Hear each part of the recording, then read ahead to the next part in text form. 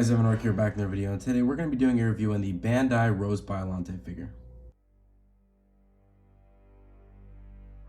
So as far as I can remember, the Rose Biollante is really something that I've always wanted in my collection. I would rarely see in other people's Godzilla collections when I first started watching them at 8 years old, and the ones that I could find on Amazon that were in those collections, they literally would sell for $800 and $900. But finally, Bandai made a newer Bandai that's actually incredibly unique. They made a proper Bandai Rose Biollante, and here it is right in front of me. So the first pro that I'm going to say about this guy is the paint job. And I think you guys would know why. First things first, the primary color is green. There are barely any paint scuffs, and the green is just seen all throughout the entirety of the figure. There's some really nice shading into a lighter green color, kind of around this area of his body, but the shading on it is just what makes it really nice. It goes from a darker green to a lighter green very casually, and it's just a nice blend. And of course, there are lots of booming colors in this. First things first, we have the beautiful orange color right here in the center of his body, and we have none other than the rose itself. The red color rose is a booming color. Something that isn't really a booming color, but that's still cool, is you have bits of white in the teeth for the individual hands here.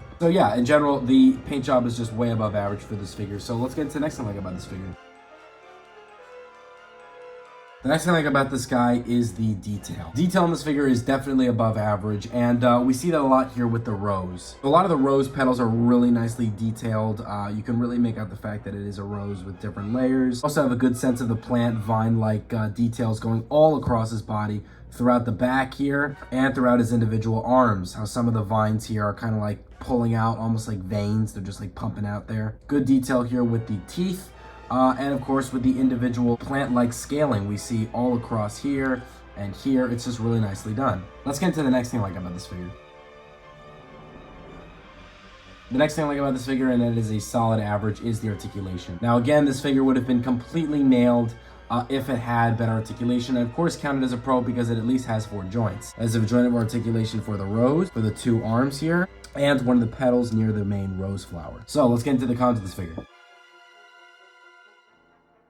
So, as expected, one of the cons is the mix of both the glue seal and the fact that they could have just had more articulated joints as a whole. So there's a glue seal right here. I don't know if you guys can make out this line here that goes across the whole bottom. They didn't even have to make this an articulated joint, but as soon as you show that there is a glue seal, of course the main argument is, why couldn't they have just made that an articulated joint if they went through all the trouble of making 2 separate pieces of the figure here. But it's not only the glue seal there that bothers me. I also felt that by having one of the vines be articulated right here, they could have absolutely done the same thing for this one. I don't know why they did it for this, but not for the top one. I feel like they're just being really cheap. The next comment I'm going to give is more of a nitpick, and that is the size is completely inaccurate. Now I can't compare this to really anything because there isn't a Bandai 6-inch 1989 Godzilla, but I'm willing to bet that if it was, his head would go slightly over the main rose flower. But ideally, Biollante is supposed to be bigger than Godzilla, both in this form and in his final form. So you can make the argument that this just should be bigger. You know, there's no real reason for it not to be. It just deserves to be bigger. So in any case, I would rate this figure an 8.8 out of 10. Highly recommend getting this, given that there isn't really any other cheaper Rose Biollante out there right now, and it is still it's still a very good figure. So anyways, guys, I hope you enjoyed this review. Like, comment, subscribe. See you guys later, and bye-bye.